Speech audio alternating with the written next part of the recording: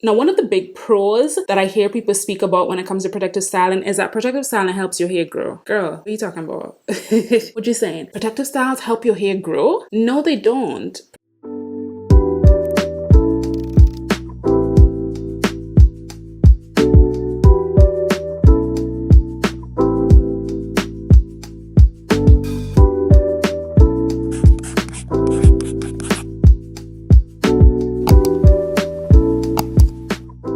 Hey my lovelies, welcome back to my channel where I break down the fundamentals of my hair care. As you can see guys, I'm still rocking this protective style. I'm a bit antsy to take it out, but I just wanted to complete this series on protective style. It's a two-part series, just talking a little bit more about protective styling, especially as it relates to hair that's added to your hair or store-bought hair. And in my case, it's braids. So I wanted to sit and just do like a pros and a cons of protective styling. You know, let's just talk about it. Let's just talk about it and see if protective styling is any good. Let's tackle the pros first. So pros of protective styling. I think I have about four. I think I have about 4 pros. So let's just go through them one by one. So the first pro, hey, break.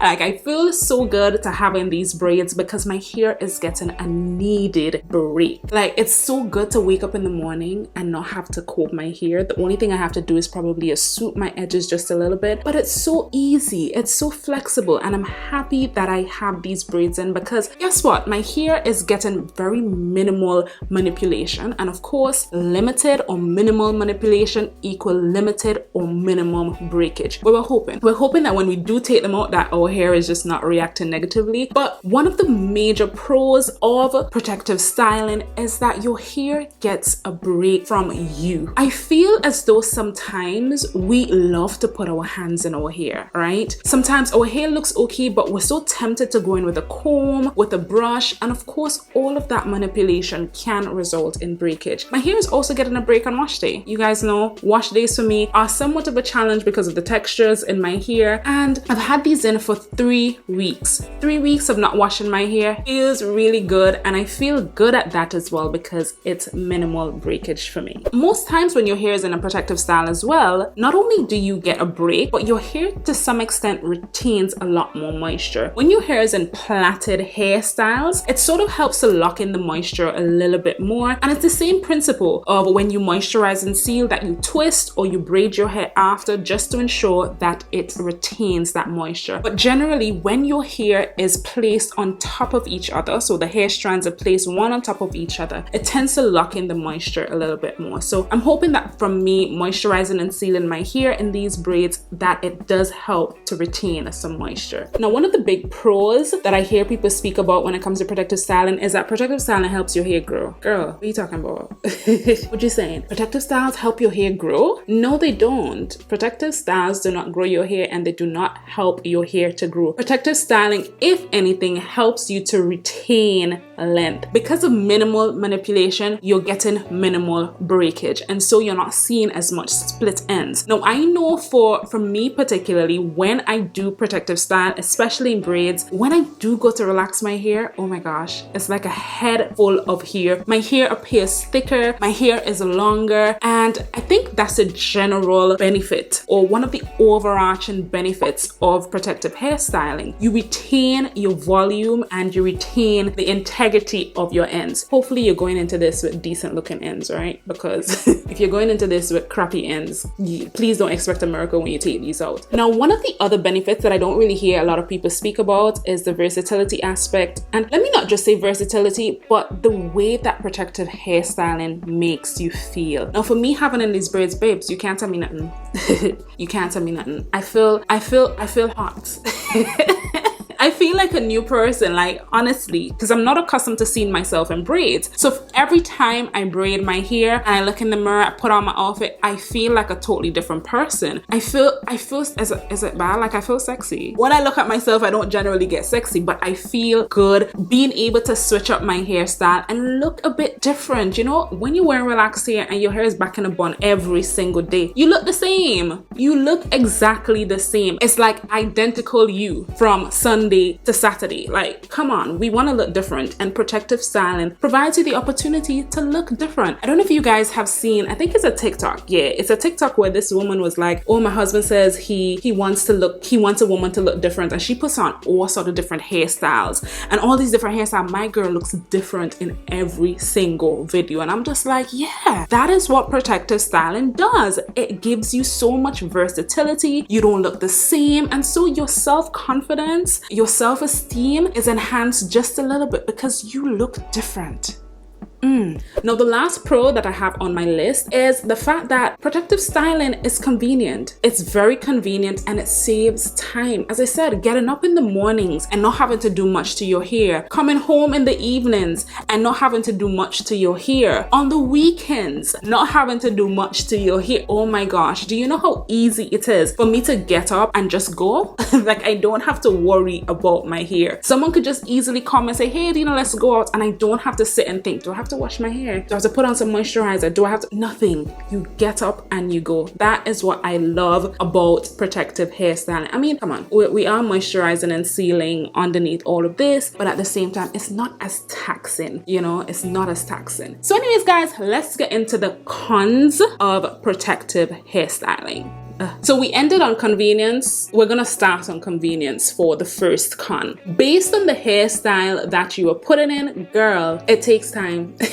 Because one of the very first things that I do when I go to my hairstylist, whenever I'm putting in some braids, is I show them the picture. I'm like, how long is this gonna take? Just tell me. Just tell me how long I have here in this hair salon. Because to be fair, I don't want to be sitting in the hair salon for in excess of 3 hours. 3 hours for me is adequate time for me to stay in the hair salon. When you start getting styles that require me to be in the hair salon for 4, 5, 6, 7, 8, it's not worth it. I'm not spending a whole day sitting down in the chairs that are so uncomfortable. Sometimes I'm there falling asleep. I'm trying to read, but I'm falling asleep, and I'm like, Lord, somebody gonna take a picture of me? Somebody take a picture of me and put on social media to show that I'm here sleeping in the chair? Like, and I'm hungry. I'm hungry at that. Like, when you're there for extended periods, why? Why am I subjecting myself to all of this for the sake of beauty? Not happening.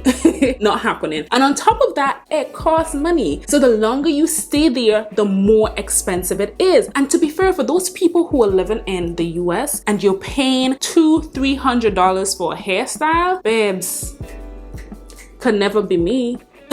It could never be me. Down here, $200-300 is about what? Two, threes, about $600 plus for braids. What? Ain't me. Surely ain't me. I'm not doing it. So I want a hairstyle that's cheap and frugal. As you can see, these are not big, these are not small, these are like in-betweenies, and I feel good for my 3 hours that I sat down there to get these done. So the second con is if they are not installed properly, or if they are not maintained properly. I remember at one point I installed some braids in my hair, and it was a cool look. It was quite popular, it was trending, but when the hairstylist was braiding my hair, she forgot a little section of my hair. So I was walking around with some hair like just loose. I mean, you couldn't see it because of the style, but every time I would go behind it, I'm feeling the little string of hair, and it was probably like 5 strands of hair just falling down there, and I was like, come on. You know, I mean, yes, accidents happen, but that area of my hair was subject to so much breakage because it was not enclosed with the rest of the hair. So of course, when I'm moisturizing and sealing, sometimes I forget about it. If I'm styling my hair, sometimes I forget about it. I think in the end, that bit of my hair ended up breaking, and why wouldn't it? Because it was just exposed. Some of us as well feel that when we have protective hairstyles that it's legit just to set it and forget it. You're not moisturizing your hair, you're not oiling your scalp, and of course if you're leaving it in for extended periods, you're not washing your hair. So of course when you take out your hair, what do you expect to find? Aren't you expecting to see a whole bunch of small little strands just falling all over you? Aren't you expecting that there's gonna be so much more hair loss because you're neglecting your hair? Yeah, we need to stop treating braided hairstyles as though it's an opportunity for us to forget our hair. It's an opportunity for us to give our hair a break, but don't forget your hair underneath. And also, right on that note, let's not forget how much we manipulate our edges. So because of all of this soup, we apply so much pressure to our edges because the edges are what really bring the hairstyles together. You know what I mean? The braided hairstyles, if your edges ain't done, you look kind of rough. So a lot of the time sometimes we tend to overdo our edges and we end up losing more hair than when we started the braiding process. Not good at all. So con number 3, let's look at if they are not removed properly. It's one thing for them to not be installed properly, but when you're taking them down, braided hairstyles need work. Taking them out, babes, you're going to have breakage.